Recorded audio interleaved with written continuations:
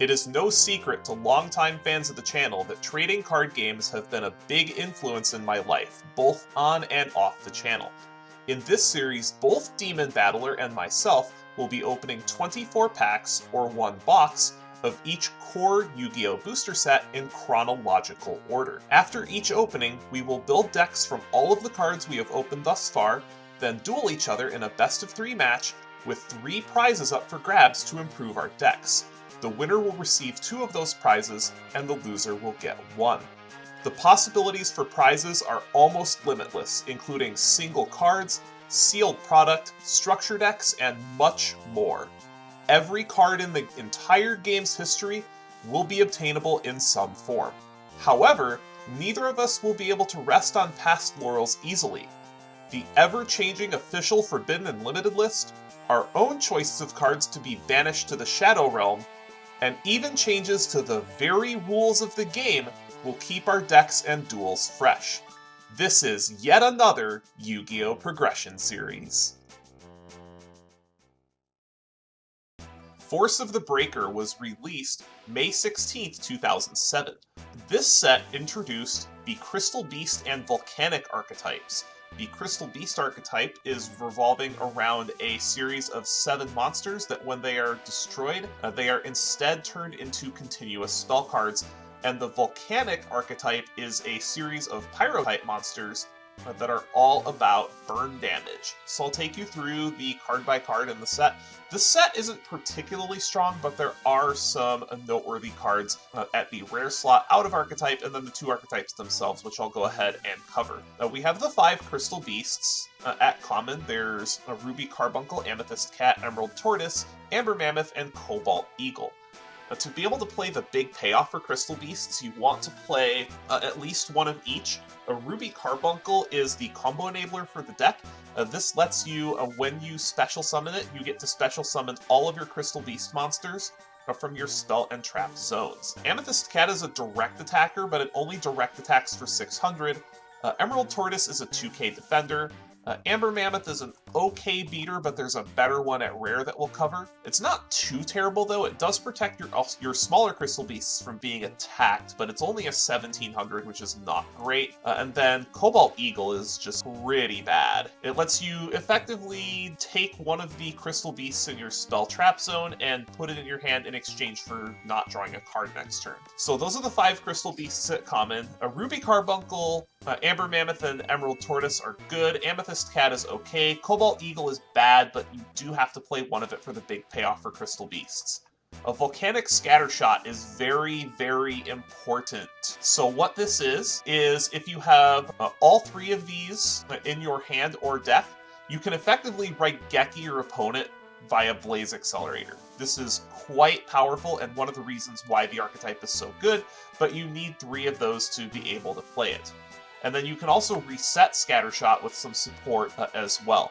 We do have a few other supports for the Crystal Beast archetype, so I'll go ahead and cover those. So Crystal Beacon lets you special summon a Crystal Beast from your deck if you already have 2 in your back row. A Crystal Blessing lets you fill up your back row with Crystal Beasts from your graveyard. A Crystal Abundance is a cute one-of in the deck, but it's really high-rolly.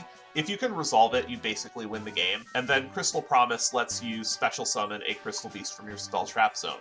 So Blaze Accelerator is the core of the Volcanic deck. This lets you target a monster your opponent controls, and then you can send a Pyro with 500 or less attack from your hand to the graveyard and then destroy it.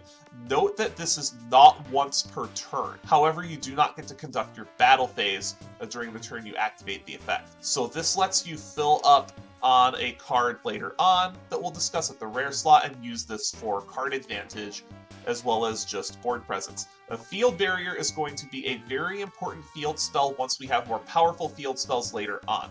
This prevents field spells from being destroyed, and it prevents new field spells from being activated.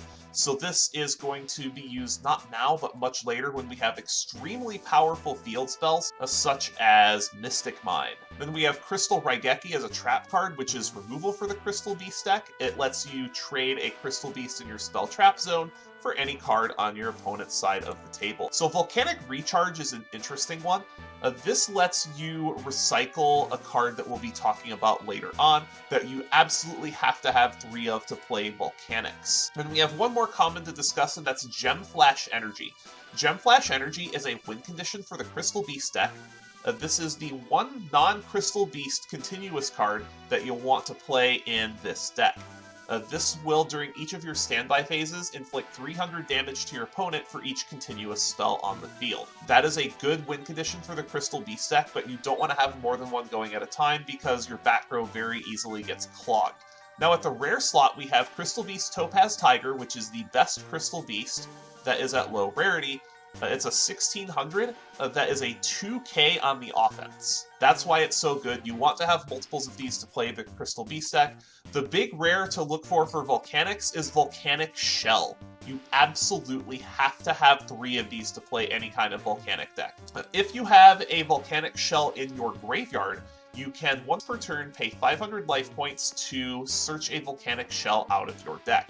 You have to have 3 of these to play this deck, because this lets you use almost all of your advantage engines in that deck repeatedly. Then we have a series of monsters that let you search out specific field spells. These are pretty strong in their archetypes. Gravekeeper's Commandant lets you search Necro Valley. Warrior of Atlantis lets you search a Legendary Ocean. Destroyer Saurus lets you search Jurassic World, which we don't have access to. Zeradius, Herald of Heaven is a 2100 beater that lets you search the Sanctuary in the sky, but it dies if you don't have Sanctuary in the sky on the field. It is the same thing with Archfiend General and Pandemonium, and then Harpy Queen and a Harpy's Hunting Ground. So this adds additional ways to get to your important field spells. Ancient City Rainbow Ruins is one of the big payoffs for playing Crystal Beasts. So the way this works is, this card has roughly 1 novel of text. This gains effects based on the number of Crystal Beasts in your spell and trap zone, and one of the big ones is that it's very difficult to destroy, because it can't be destroyed by card effects if you have any Crystal Beasts at all. If you have 2, it reduces the battle damage you take by half once per turn, and then it has a spell trap negation that is not once per turn as long as you have at least 3 Crystal Beasts in your spell trap. The big one is the one at 4. If you have 4 in your back row, then you can draw an extra card. And note that all of these effects, other than the first one of course, are once per turn, but each of these can be used once per turn. So this is a very powerful field spell. We would prefer to have multiples of it. 1 is necessary, but you would prefer to have multiples of it because that is the thing that really makes your deck go. Now, some of the biggest prizes in this set are at super rare. There's this one right in the middle that we're going to be gunning for, and this is Rise of the Storm Monarch, arguably the most powerful Monarch out of all of them. So this is a 2400 1000 monster, just like the others, that if you tribute summon it, you get to put a card on the field on top of the deck. So combining this with Phoenix Wing Windblast, you can set your opponent back 2 draws, and it just effectively wins the game because they're not going to be drawing any answers. The Sky Scourge Monsters are retrains of Blackluster Soldier and Chaos Emperor Dragon that have more restrictive summoning conditions and are worse. Sky Scourge Invisil is an interesting one, though. If you tribute a Light Fairy or Dark Fiend monster, it is either an Imperial Order or a Jinzo on a 2200 body. I don't think we're going to be playing it because 2200 is a little easier to get over, but it is interesting that we do have options for that. Tri-Blaze Accelerator is only useful if we get Volcanic Doomfire, which is an ultra rare. Radiant Mirror Force is probably the second best super rare. It's a bad Mirror Force, but it's still a Mirror Force. It's a Mirror Force that you can only activate if your opponent controls at least 3 attack position monsters. A Demon, if he opens this, will probably play it, so it is something I do need to be a little bit afraid of. And then the Ultra Rares. There are 2 of them for Crystal Beasts. One of them is an Elemental Hero support card, and the other is the Volcanic Boss Monster. Let's go ahead and talk about the Crystal Beast support first.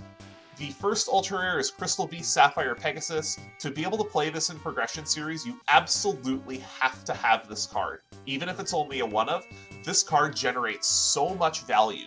Whenever it gets summoned by any means, you get to place a Crystal Beast monster from your hand, deck, or graveyard in your spell trap zone, and that gets you so much value. It's a great starter. It's a great extender. This card is just fantastic, and it's too bad that this card is at high rarity, because this single-handedly makes the Crystal Beast deck playable in our environment.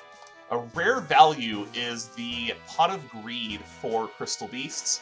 Your opponent gets to pick a Crystal Beast in your spell trap zone, you send it to the graveyard, and then draw 2 cards. However, they do get to pick the Crystal Beast that you send, so it's not all gravy, but if you open this card, you will be inclined to play Crystal Beast. Captain Gold searches Skyscraper is a 2100. It might be worth playing in Hero just because it's a 2100 normal summon, and it can search your field spell, but it's not as good as you would think. Now, Volcanic Doomfire is the big boss monster for Volcanics. This does require us to also pull a Tri-Blaze Accelerator, but this effectively wins the game. So this forces all of your opponent's monsters to attack it. It's a 3k body, and then when it destroys a monster and sends it to the graveyard, you get to Raigeki and deal 500 damage per monster. So this is something that, although it has no protection, if you're able to protect it with something, say, My Body is a Shield, if you can get this out, it effectively wins the game. And then we do have secret rares to talk about, as unfortunately with this set we do have secret rares back. A Volcanic Rocket lets you search for Blaze Accelerator, so it would be pretty good to be able to pull one of these and play Volcanic, but it is a secret rare, so don't count on it. And then the rest of these aren't too terribly crazy. Eradicator Epidemic Virus is an interesting one. This will, if you have a Dark Monster with 2500 or more attack, which is something that we would have been able to do except Skill Drain is banned. What this does is you can declare spell or trap after attributing a Dark Monster with 2500 or more attack. You get to look at your opponent's hand, all their back row, and all the cards they draw until 3 turns after you activate this, and you get to destroy all of those spell or trap cards depending on what mode you picked. This can be devastating against the right decks, but it's got a steep activation cost. And the rest of these cards really aren't great. But that wasn't the only set that came out. We do have a few more sets to talk about. Champion Pack 3 came to local game stores the day before Force of the Breaker released on May 15th, 2007. So this set has a couple of interesting reprints. It has Common Necro Valley, which will enable the Gravekeeper archetype. This does get a few more low rarity reprints, but this is the first low rarity reprint we have access to. Chiron the Mage at Common is an interesting reprint, although I think we both have multiple copies. We have Kaiba Man, which is the first accessible reprint that we have for this card. So that could fuel some Blue Eyes decks later. And then Gravekeeper's Chief at Common to incentivize Necro Valley plays. Now at Rare, we have some very powerful reprints. We have DD Assailant. This is the first real access we have to DD Assailant, and the card, I believe, is no longer limited on the list. We'll be going over the list later. It's either at 2 or 3 on the new list, I believe. And then Widespread Ruin is a cool reprint as well. And then the Ultra is Magicians Unite, which is not very good. But the big release that we're going to be chasing is Duelist Pack Zane Truesdale, which was released on March 7th, 2007. This has all kinds of absolutely incredible staples in it, as well as a bunch of Cyber Dragons. This is our first accessible Cyber Dragon reprint, and I'm going to try to open 6 packs of this, hopefully for winning today's duel. Man, this set is cracked, and we are both going to be taking this post-duel, so it's really important that I win this duel to try to maximize the chances of getting good cards out of the set. Take a look at what is at Common. There's Proto Cyber Dragon, there's Cyber Phoenix, MST. This is our first reprint of MST that we have at an accessible rarity. And this is going to solve a lot of problems that we've had for just lacking in good spell and trap removal. I wouldn't be surprised if we walk out of this episode with multiple MSTs. There's common limiter removal, and this card does leave the limited list eventually. So having multiples of these is going to be great. Defusion at Common, so that's another reprint for this card. Creature Swap is cool. Overload Fusion, I would like more copies of this, even though Overload Fusion does get hit.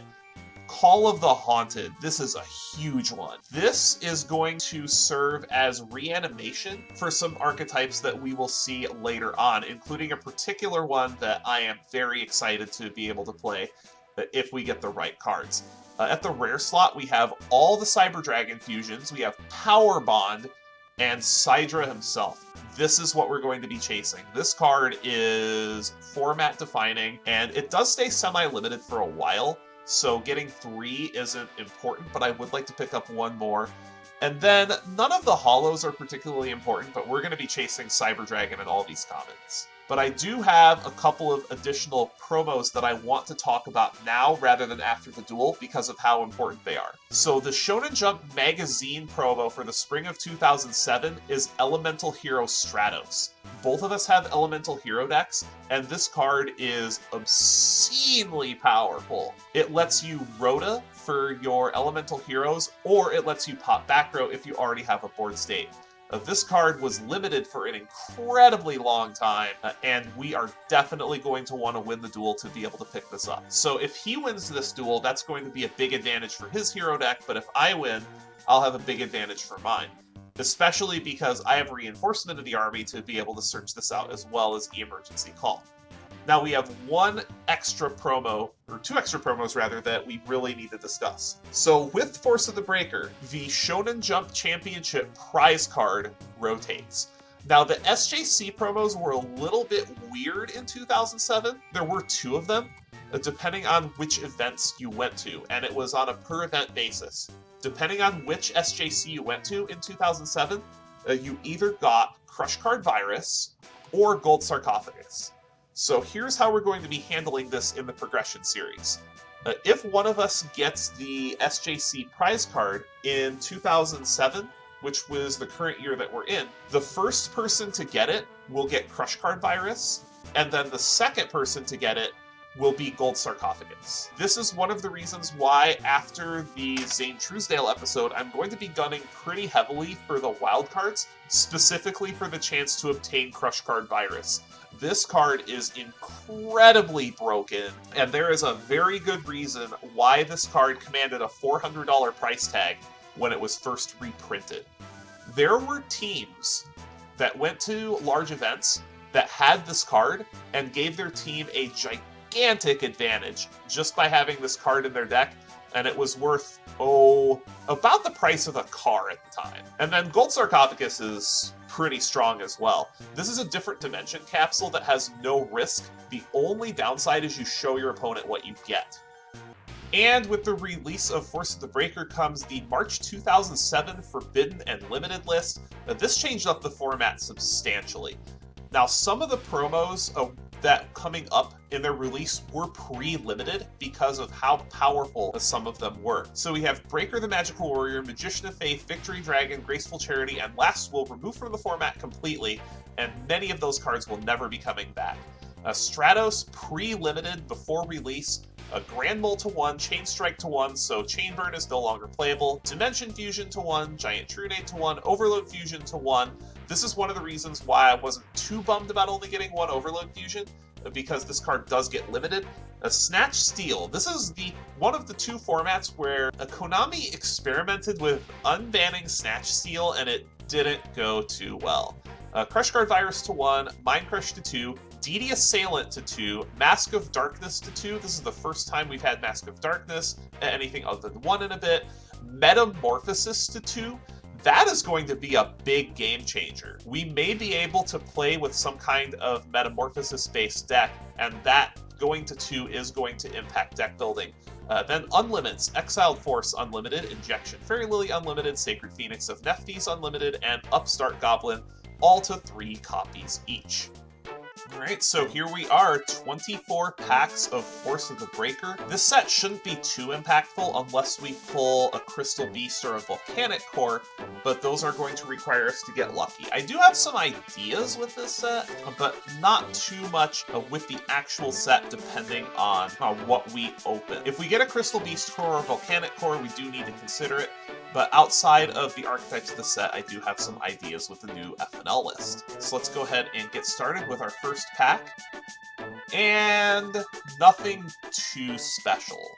There's our first scatter shot for the Volcanic archetype, but to play Volcanic, you have to have 3 shell. Now, we are picking up some of the Crystal Beasts as well. Ruby Carbuncle is pretty important, but we really need to see the cards that make either one of these archetypes go, and most of them are at rare. And there is a Gravekeeper's Commandant. If we can pick up Necro Valley, that might end up being playable, because I do have a lot of the good Gravekeeper cards from Pharaonic Guardian. I just don't have a Necro Valley is the issue. Already full up on Blaze Accelerator, and we did get another Scatter Shot as well. 3 Scatter Shot is really important, but you have to have 3 shell to be able to play Volcanic in any capacity. And there's one of the Sky Scourges as our super rare. Unfortunately, this is not playable. I would rather play Chaos Sorcerer. But we did fill up on Scatter Shots, though. We just need those shells, and then Volcanic is on the table.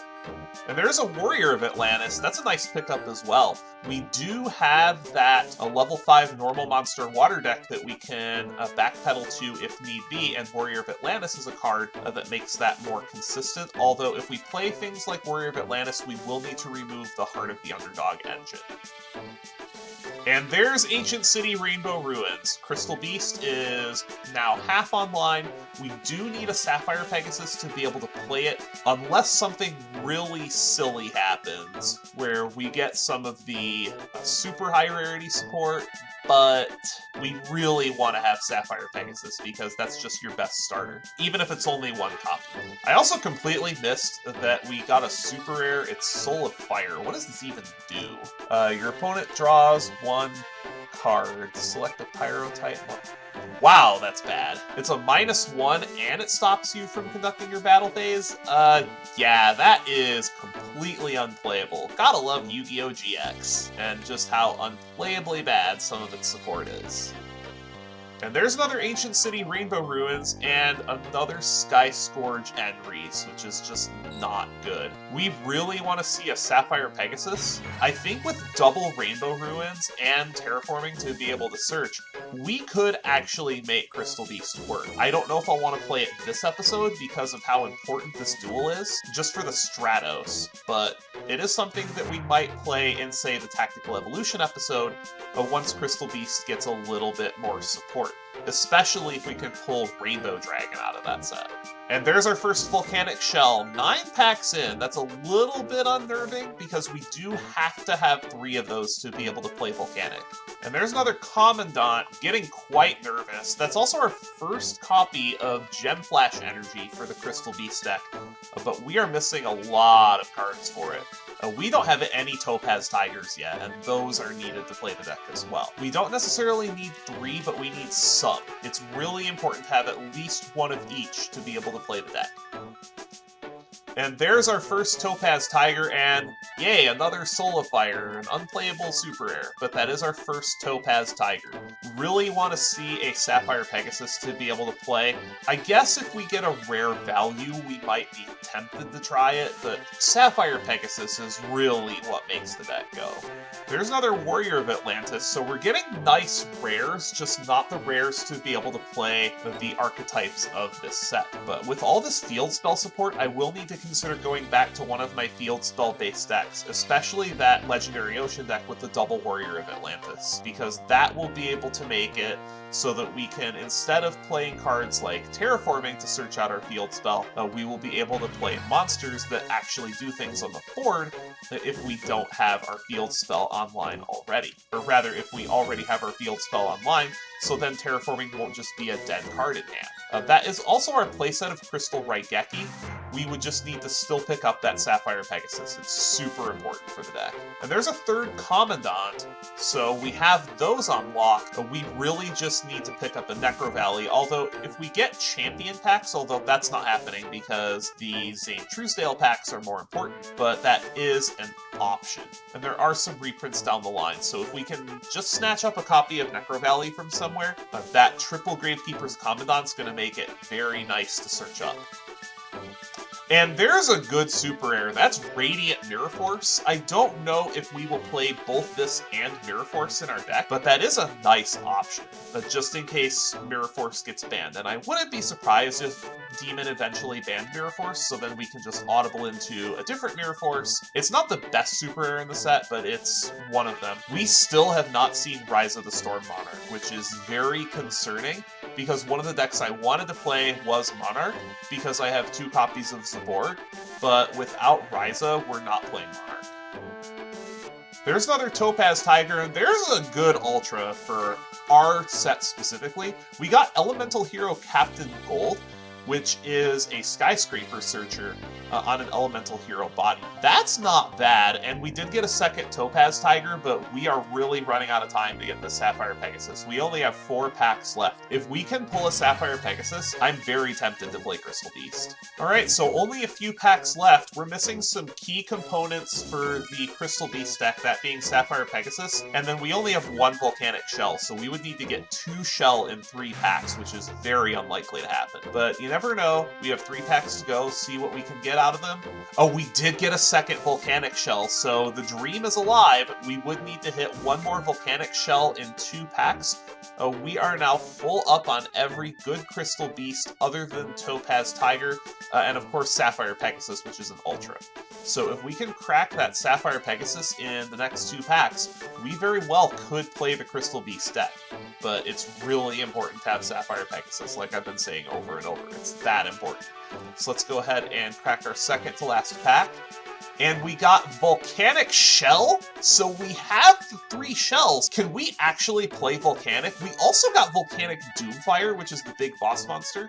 Unfortunately, we did not get a Tri-Blaze Accelerator, so we can't actually summon this card. But we do have 3 shells. That's really interesting. Volcanic is now online for us. This is a turn of events I was not actually expecting. So let's see what we get out of our very last pack. See if we can get a really nice card. Doesn't look like it. We got Archfiend General, which is not playable with our pool, but we have a Volcanic Core. We got triple Shell, triple Scattershot. We didn't get Rocket. I think the only card we got above a super is Elemental Hero Captain Gold. So do we play Volcanic? We might play Volcanic. I have a lot to think about in deck edit, so I will see you on the other side of the deck builder. I wanted to make Goat Control work so badly for this episode, because for this list, Metamorphosis goes to 2 copies. Unfortunately, there are too many other critical pieces of Goat Control that are limited, as well as the Chaos Monsters. All the Chaos Monsters at this point are banned, so we're not really able to take advantage of that anymore with not having a Blackluster Soldier, Chaos Emperor Dragon being banned, and Chaos Sorcerer only having access to 1 copy. So I've decided to run back this deck. It's been a hot minute since I've played the Legendary Ocean deck, and there's been significant changes just due to some of the effect monsters and some of the other cards that we've acquired in our card pool. So I'll go ahead and take you through the card by card. We have an Abyss Soldier. This was a video game promo that is very, very powerful, still semi-limited, and if we can pick up another copy, that'll give some longevity to this deck. This lets us discard a water monster to bounce any card on the field. This fuels some of our monsters that summon themselves by banishing water monsters from our graveyard. We have Amphibious Boogroth, Mark III, which is a direct attacker, double Aqua Spirit, which is a special summon, 1 copy of BES Crystal Core. This was a pickup from, I believe, Flaming Eternity. It was around late DM era. Let me go ahead and take a look for you on when we got that card. That was from Cybernetic Revolution. So this is a 5-star water, meaning we can normal summon this off of a Legendary Ocean, and this lets us change battle positions, which lets us get over some very beefy monsters, such as some Dark Worlds and some of the Elemental Heroes. 1 copy of Cyberjar, 2 Fenrir. This is a new card, at least to this list. This is a fairly old card in the chronology, though. This is from Invasion of Chaos. So you have to banish 2 water monsters in your graveyard to summon this, and then if it destroys a monster by battle, it skips your opponent's next draw phase. The reason why we're doing this is to fuel Dimension Fusion plays. 1 copy of Fiber Jar, which I'm sure Demon is going to ban on his next chance. 1 copy to 3 copies of Mermaid Knight. We didn't have this the last time we played the Legendary Ocean deck. This is a 1700 double attacker under ALO. 1 copy of Legendary Fisherman, no longer our deck master, unfortunately, so we can't do the shenanigans that we used to with this.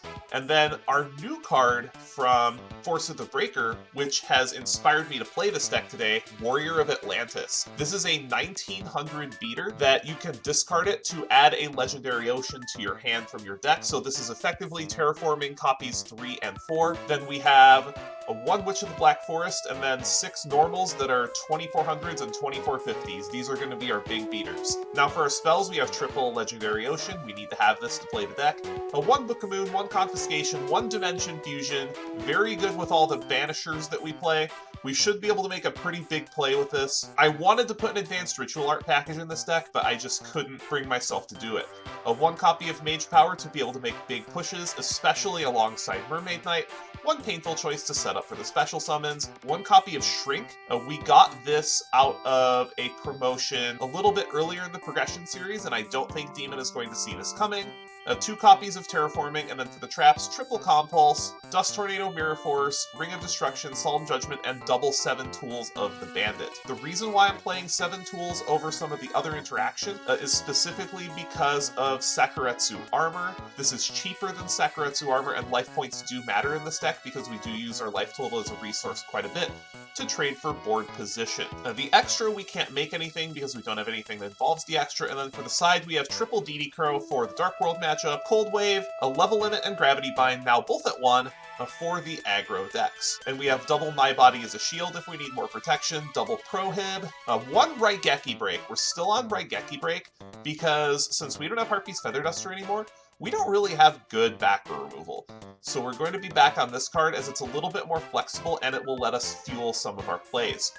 2 Sakuretsu Armor and 2 Smashing Ground for more removal. I'm pretty excited to play this, and I don't think Demon is going to see it coming, so we'll see if we can just Unga Bunga over his decks and get out of the loser's circle and claim ourselves that all-important elemental hero Stratos. It is time to get your game on!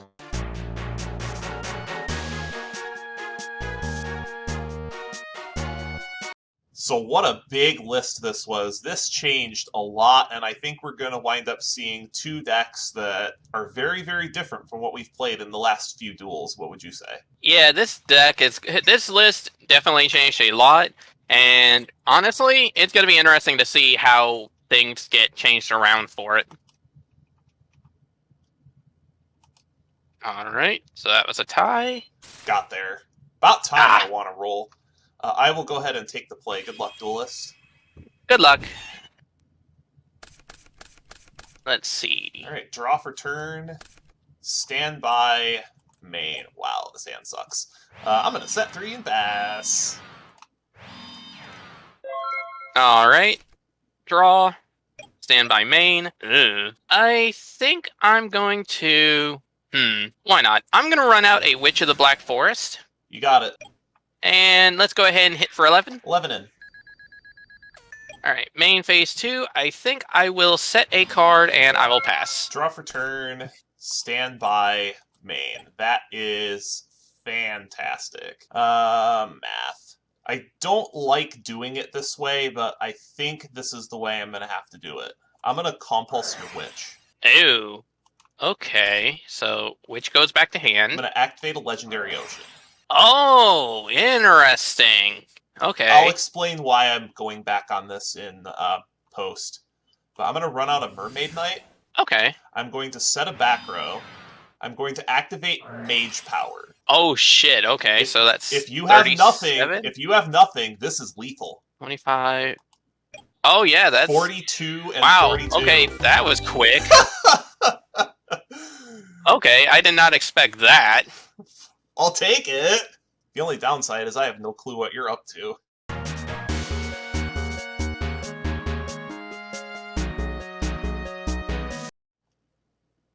Boy, this might Right, be the what the fuck? this might be the fastest episode ever if I can pull that off again. That honestly may have been the fastest game one ever. I wouldn't be surprised. That's faster than games of modern Yu-Gi-Oh. Yeah, okay, so draw, stand by main. Shit, I'm not even sure at this point with the, I mean, after that... Yeah, that's, crap. Okay, I'm gonna set a monster, and then I'm gonna set 2, and go.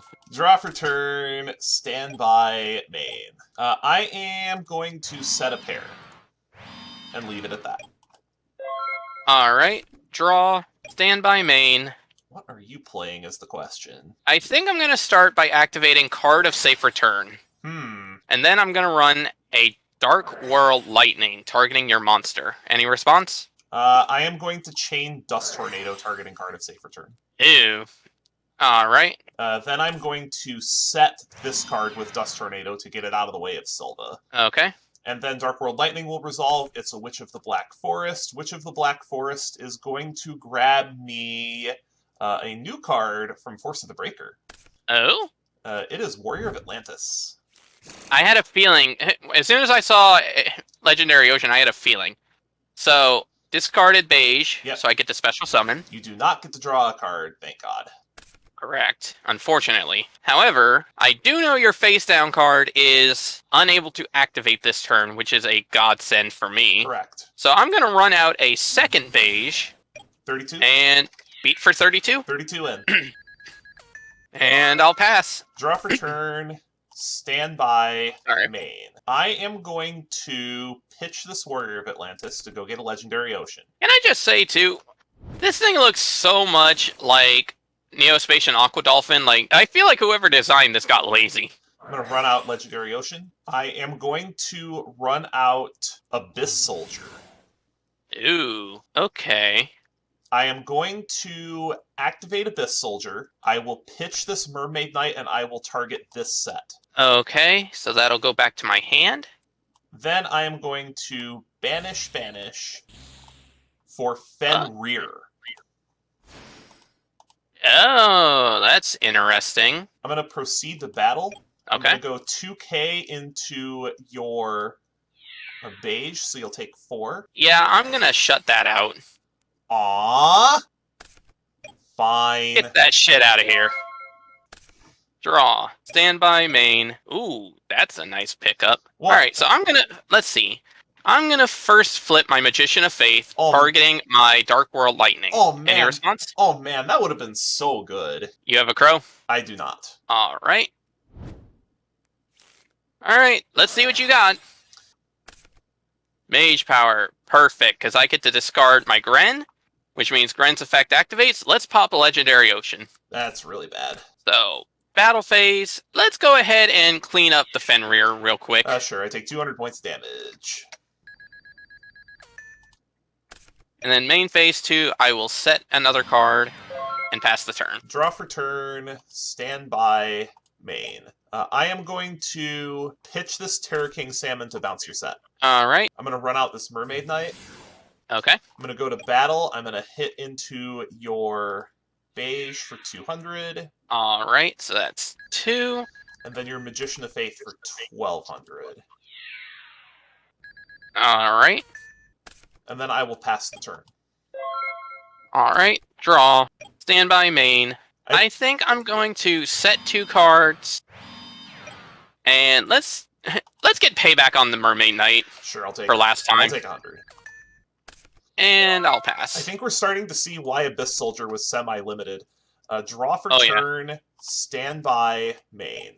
So I will point out, this is one downside to Abyss Soldier, is that you have to discard water monsters. Correct. So if you don't draw another monster, then you're kind of stuck on that one. That is correct. But I think I need to make a big push here. I'm actually going to Dim Fuse here.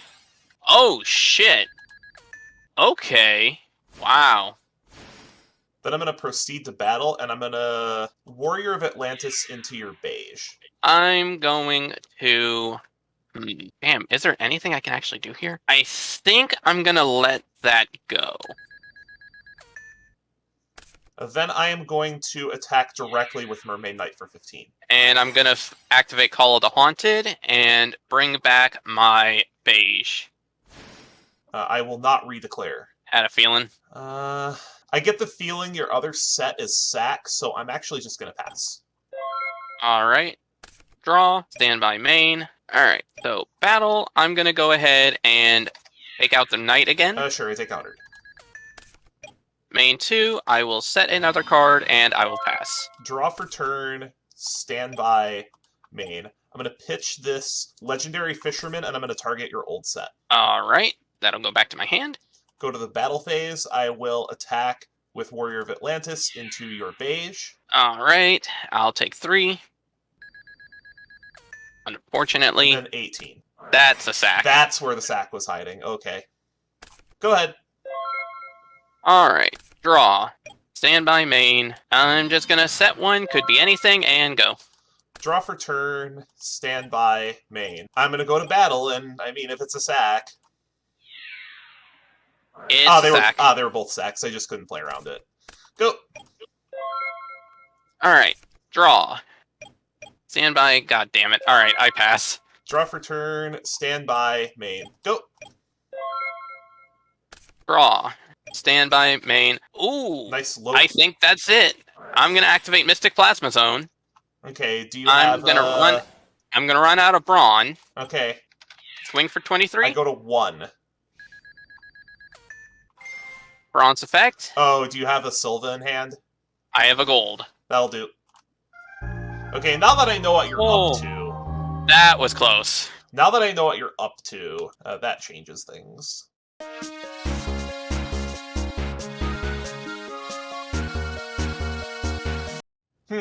Running the Dark World's back, huh?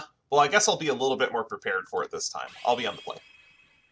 Yeah, thankfully you didn't really see much during game 1, because otherwise I would have been in a lot of trouble. Alright, draw for turn, stand by main. I'm going to go ahead and thin my deck. Alright. I'm going to thin my deck some more. Oh, jeez. Okay. Get these out of here so I don't draw them. Then I'm just going to set one and pass. Alright. Draw. Stand by main. Let's run out a Sangan. Sure. Hit for 1,000. 1,000 in. Alright. And I will set a card and pass. Draw for turn, stand by main. This really is bad what I have to do, but I'm going to painful here. Ooh, painful choice. Okay. This is pretty bad what I have to do. I am going to get... I'll be a while. I got to figure out what my pile's going to be. Yeah, this is going to be an interesting selection, that's for sure. Okay, I figured it out. I think I'm just going to get 5 funguses. Alright, let's see what you got. Giga Gaga Gigo. Giga Gaga Gigo. Giga Gaga Gigo. I feel like I earned a prize for that one. And 2 salmon. Okay, Like, I know what the pick is here. yeah, I have to pick a salmon, honestly. Like, I mean, it's a rough choice anyway, but 50 points might make a difference. Well, ocean. Alright. Normal to salmon. Alright. Battle phase. Alright. 26. Got the sack? Yeah. I do not have the sack, so I will take 16. You'll get a Sangan search, which is probably just answer for... Let's see. Honestly, I think my best choice would probably be my DD Warrior Lady. Sure. Go. Alright, draw. Stand by main. Ooh, I like that card. Let's Forceful Sentry. Oh, yuck. That's bad. Holy shit! I really didn't want you seeing this hand. Yeah, I understand why. Fuck me. 2 crows, a defusion, and a legendary ocean.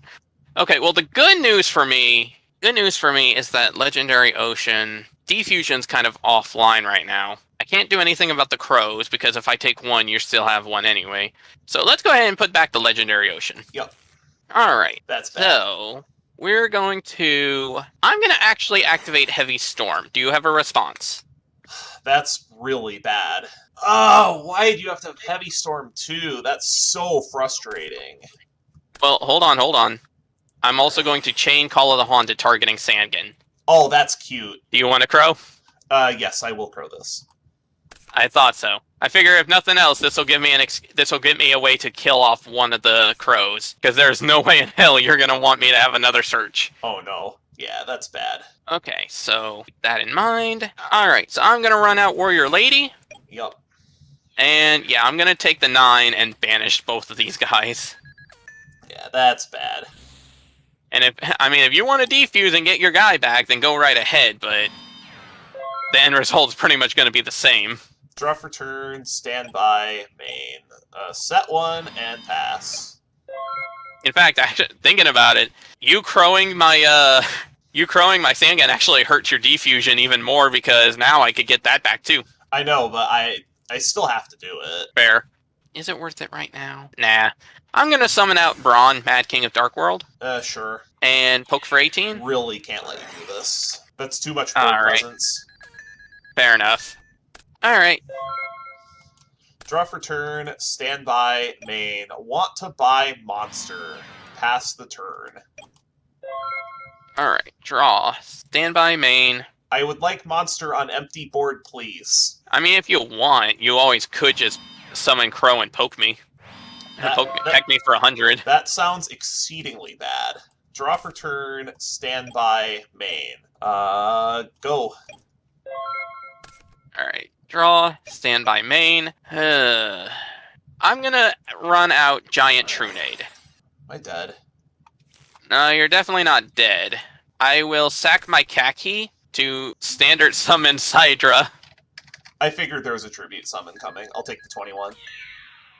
The number of times I've had to just tribute summon Cyber Dragon over the course of this series is honestly hilarious and depressing all at once. Draw for turn, standby, main. I'm gonna set a pair. Go. Alright, draw. Standby, main. I will set a card, and let's go ahead and see what you got. I'm going to Book of Moon here. Okay. I'll pass. Draw for turn, standby, main. I'm not a super big fan of this play, but I am going to jar here. Oh, okay. I specifically wanted to jar during main phase because of how explosive your deck can be. Fair. That's also the reason why I did not want to jar. Holy hell. BS Crystal Core. Ooh. You know what? I'll be honest. I love the BES archetype, like, casually, so you know what? Points for that. So, 2 Compulse, 7 Tools, and Core. Okay.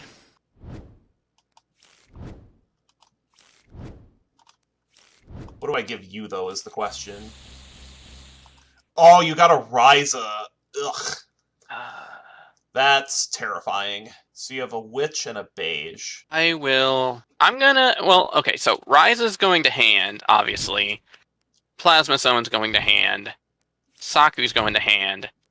And then I'm going to put both of these in defense mode, so I'll put them in hand and then choose how I set them. Yep. How do I go about this? You have a Plasma Zone in your hand, which is a problem. Alright, I'm going to run out Mermaid.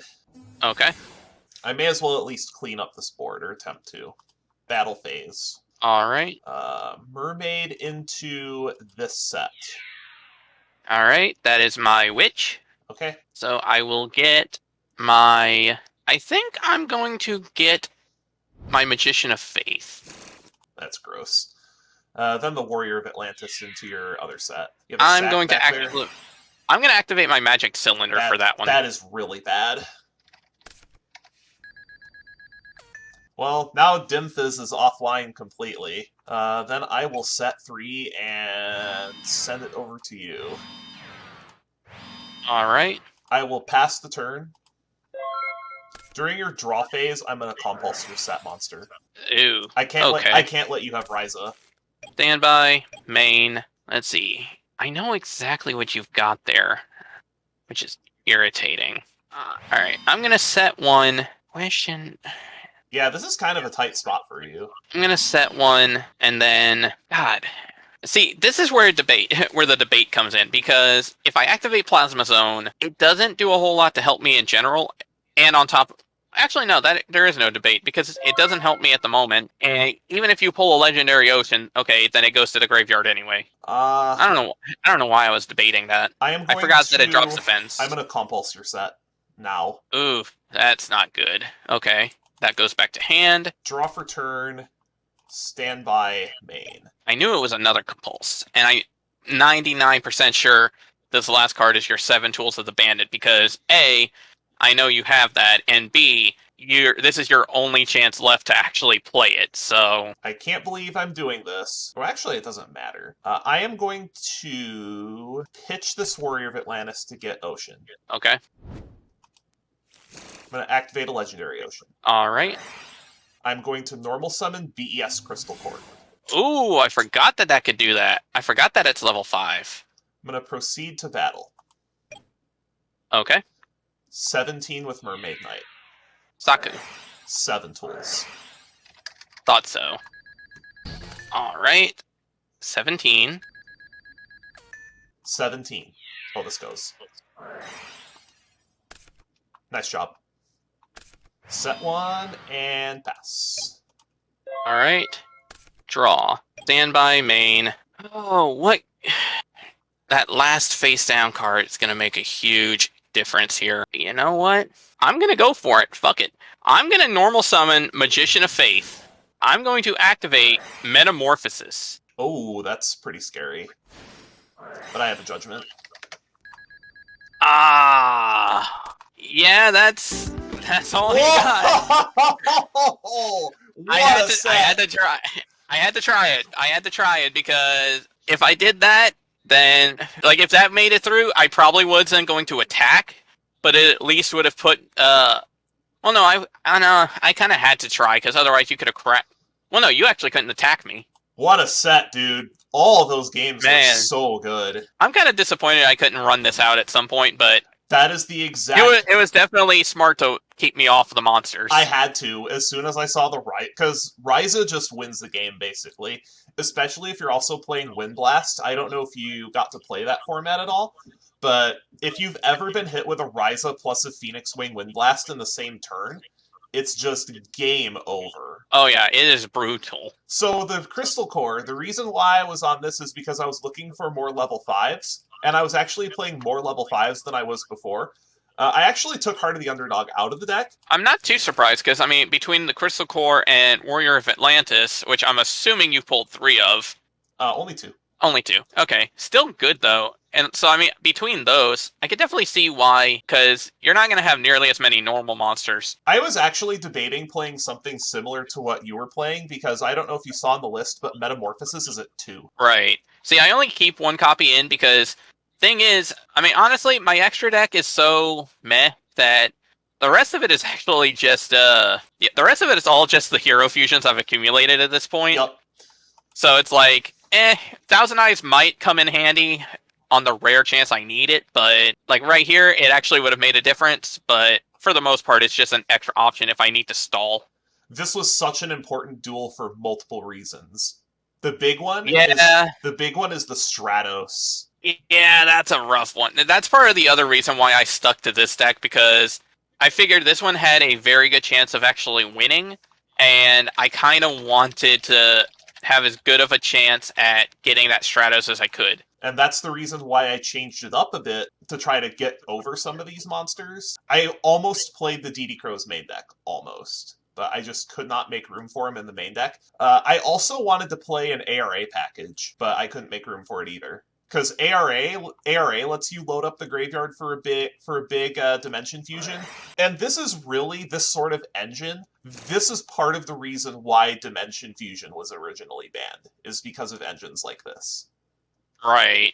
We haven't seen too much of this card in Prague yet, but it's starting to get extremely powerful. Like, that's the thing. Dimension Fusion, when it first came out, it was seen as this big boss bomb card. But the problem was, it was supposed to be synergistic with Chaos Monsters, whose usual shtick is banishing your opponent's cards too. So Dimension Fusion kind of works in a backhand in that regard, because your opponent gets their stuff back for free. Like, compared to, say, Return from the Different Dimension, which I don't think we had access to it yet, or I think we're supposed to soon, because I think it came from the movie pack. We're supposed to get that soon, and it gets a reprint in a champion pack as well. Right. Which that one's going to be like it's going to be more hefty on the life point cost, but it is one-sided, and that's going to make a huge impact. Oh, Not to mention the fact that it being a trap card means that you can activate it like at a crucial moment if you need to, as opposed to having to wait onto your turn for this one. I wouldn't be surprised if both of those cards wound up being on our ban list fairly soon, just because of some of the absurd extra deck plays that they can let you go into, because this card is a ridiculous extender. Oh yeah, absolutely. All right, well, Now, I'm trying to remember, what was the other card that we were looking at that was available for the winner here? No, it was just Stratos, I believe. This is when the Shonen Jump cards rotated. So if you want to go for okay. If you want to go for a wild card, you'll have a chance at CCV or Gold Sark. It'll be CCV first and then Gold Sark. Right. But CCV is CCV. What can I say? The card is that's going to be... that. If one of us gets that, that's going to be busted. Broken. Absolutely broken. All right, I am going to head off to get my limelight in the winner's circle for a change, because it's been a hot minute. Yeah, and guess what? With your winning this, you have actually broken our tie. Because leading into this duel, we were actually tied 11-11. Correct. So congrats on taking the lead back again. Not as much as I'd like to try to spin for Crush Card Virus, I think this machine stuff and the staples in this Duelist pack are a little too important. Plus, since we were the winner of the duel, we get 6 booster packs, so we get a big chance at getting what we're looking for. There are so many ridiculous commons in this set, and I don't have a good backer removal, so I need to crack a Mystical Space Typhoon or 2 out of here. Hopefully it won't be such a pain to get like Polymerization was out of the Jaden packs. So let's go for our first pack. Well, we got a Proto-Cyber. That's not the worst. I mean, we can play that with the Sidra package if we go Machine, but that's not a great first pack. There's a Cyber... Oh, wow, this pack is cracked. Call of the Haunted, Defusion, Creature Swap, Limiter Removal. Every single card in this pack is really good. So that puts us up to 2 Limiter Removals. We have a Call of the Haunted now, so now we can actually play some of these decks that I was looking to before, such as the ARA deck, because now we can start reanimating things like dragons, all sorts of just silly cards. We also got a Creature Swap that I've been looking to pick up as well. I have some ideas with that card. Another Defusion is fantastic. That actually puts us up to a playset of those, but we picked up a Cyber Dragon. That's the big rare that I wanted out of the set. We have 2 now, and it's going to be semi-limited for... either limited or semi-limited for pretty much as long as it's useful. But I am super excited. So that Chimera Tech engine is online. Super excited for those. And there's a Cyber Twin and a Cyber Phoenix. That's really nice, too. That Cyber Phoenix at Common is another thing that I was looking for. We definitely have some kind of machine deck in the works, and we still have 4 more packs to go. That Cyber Twin is also our first one. There's an MST. Another Cyber End Dragon, too. That's nice, but we got the MST. I think if we get 1 more MST, we'll be done with this pack. Nothing too special in there. Believe it or not, even after opening all these packs, we still don't have a Cyberdark Edge, but we have playsets of everything else. Alright, now for our last pack. Oh, we got another MST. We are done with this. Oh, and another Call of the Haunted! Double Call of the Haunted, double MST. That's about the best we can get. So double Call of the Haunted, double MST. This was absolutely worth the price of admission. I am super happy. I am done with this pack. We're going to be spinning for wildcards to try to get those SJC promos for pretty much the rest of the time that they are available. And that's going to wrap it up for today's episode of the Yu-Gi-Oh! Progression Series. Join us next time when we get through the final set of the GX Slog Tactical Evolution. Until then, see you around.